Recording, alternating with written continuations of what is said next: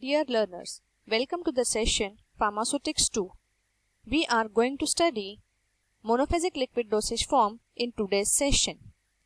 In this session, we are going to discuss about monophasic dosage forms definition, classification of monophasic dosage forms, and understand monophasic liquids for internal use. We are going to start with monophasic liquid dosage form part 1 today. What is monophasic dosage forms? These are liquid dosage forms commonly used in pharmacy are either monophasic or biphasic.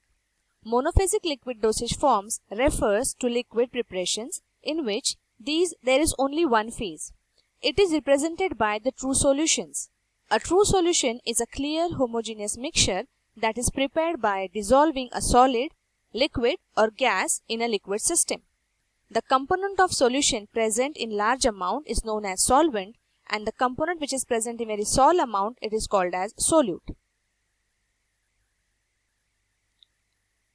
Here the classification of monophasic liquid dosage form.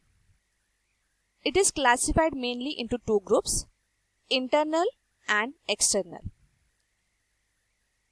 Liquid meant for internal administration, for examples, they are going to be swallowed by a mouth and they can go into the GI tract. Example of internal monophasic liquid dosage form is mixtures, syrup, elixir and linctus. Liquids which are used for external dosage form, they are classified again in three groups on the basis of the skin, which are taken by the mouth and which is going to instill into the body cavity. External use for skin is example liniment and lotion. The external monophasic liquid dosage form which are used in the mouth, these are gargles, mouthwash and throat paint. One point is important over here is even we are taking this by a mouth, but these solutions are not going to enter into the GI tract, because gargles, mouthwash and throat paint, they will remain into the mouth only and nobody is going to swallow the preparation into the stomach. Next is into the body cavity. Example is douche, ear drops, nasal drops and nasal spray. Why this is called as body cavity? Because these monophasic liquid dosage forms are instilled into such cavities and called as external use. Example douche, ear drop. Ear drops is instilled into the ear, nasal drops into the nasal cavity, nasal spray is also again in the nasal cavity. So the category is given as into body cavity. So this is monophasic liquid dosage form classification, internal and external. Now we are going to see liquid preparations for internal use which are monophasic. The first is mixture. A mixture is a liquid preparation meant for oral administration in which medicament or medicaments are dissolved or suspended in a suitable vehicle. Generally, several doses are dispensed in one bottle. In case a bottle contains one dose, it is called draught. Mixtures are not prepared to keep them for a long period because they are mainly prescribed for acute conditions such as cough, indigestion, diarrhea, constipation, etc. So, the mixture should be extemporaneously prepared and supplied only for small number of doses which can be used up within a short period. In case of further need arises, then a fresh mixture is prepared for the patients. Now, the classification of mixtures. Mixtures are classified into simple mixtures containing soluble substances, mixture containing diffusible substances, mixture containing indiffusible substance, mixture containing precipitate forming liquid, mixture containing slightly soluble liquid. These are 5 classification of mixtures. One by one we are going to see the classification. First is simple mixture containing soluble substance. Simple mixtures contains only one soluble ingredients. Maybe these are carminative or diarrheal type of mixture or cough mixtures. In front of you there is an example of simple mixture containing soluble substance. Potassium bromide is a substance which is soluble in water. So potassium bromide, tincture of Nux vomica and chloroform water. Procedure is dissolve potassium bromide in 3/4 quantity of chloroform water, filter the solution, then add the tincture, make up the volume by chloroform water. Transfer the mixture into the bottle, cork it and then polish the bottle to remove the fingerprints, attach the label, wrap and dispense the bottle. In this case, simple mixture doesn't require any kind of external ingredient to be added into the solution as potassium bromide is a soluble substance. Secondly, mixture containing diffusible substance. First of all, you must know what is diffusible substance. Diffusible substances are the substances which do not dissolve in water but may be uniformly distributed throughout on shaking.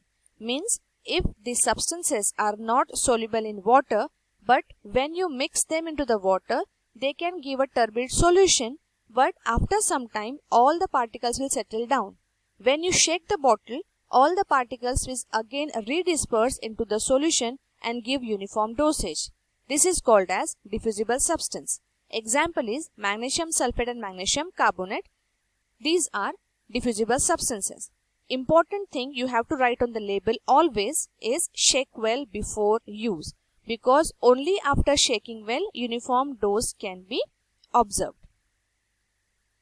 Method of dispensing is finely powder the drug in a mortar. Means these diffusible substances you have to take in a mortar, powder them very accurately, add any soluble drug and present and then mix.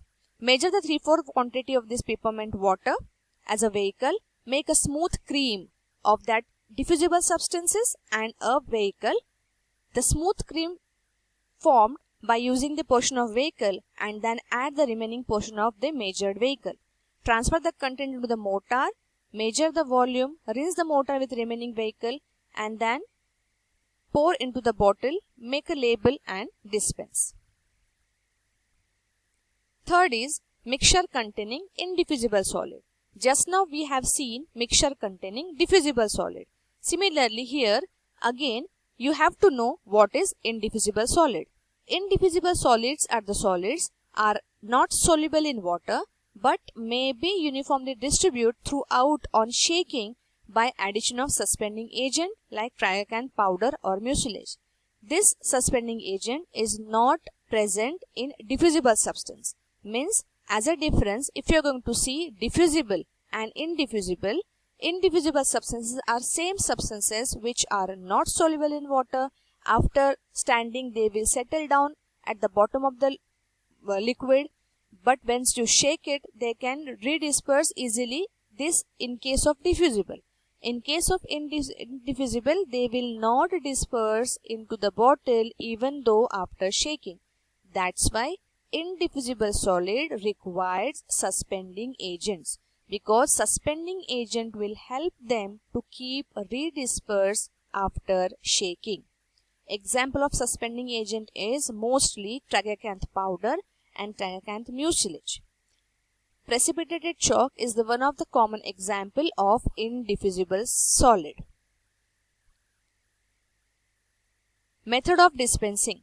Finely powder indiffusible substance, add any soluble or diffusible solid and compound tragacanth powder in a mortar, mix them uniformly.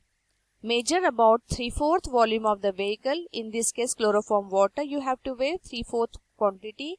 Triturate the powder with portion of the finely indiffusible solid, then a smooth cream will form. And then into the smooth cream you have to add the remaining vehicle. After making the preparation, don't forget to label, shake well before use, as it is very much important again to observe a uniform dose. I think you will be clear about diffusible mixture and indiffusible mixture. Okay, diffusible substance and indiffusible substance both are not soluble in water. After keeping the container, both will settle down at the bottom of the container. But when you shake it vigorously, diffusible solid will redisperse easily without suspending agent, and indiffusible solid distribute equally with suspending agent. Now next, fourth mixture containing precipitate forming liquids. Certain liquids preparation contain resinous matter. When mixed with water, the resin precipitate, which may adhere or stick to the sides of the bottle or form a clotted precipitate, which will not rediffuse upon shaking, which will not redisperse again after shaking.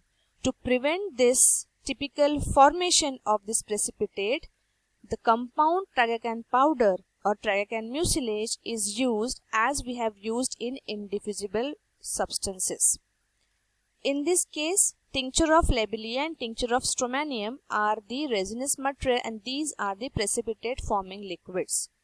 In this case also the similar thing, you have to mix the finely powder liquids, finely powder the suspending agent and then liquid, mix them correctly, make a cream, and then add 3/4 volume of vehicle and then mix with remaining vehicle.